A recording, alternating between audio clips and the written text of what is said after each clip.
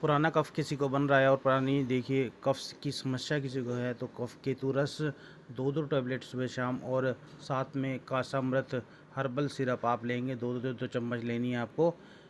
इसको हल्के गुनगुने पानी से आप लेंगे तो आपको बहुत ही अच्छा फ़ायदा होगा। दोनों का कॉम्बिनेशन ज़बरदस्त है। आप इसको लीजिए और देखिए, बताइए हमें कितना आपको फ़ायदा हुआ। ज़्यादा से ज़्यादा अगर वीडियो आपको अच्छी लगी तो इसको शेयर कीजिए और सब्सक्राइब कीजिए। बने रहिए हमारे साथ। तब तक के लिए नमस्कार, धन्यवाद।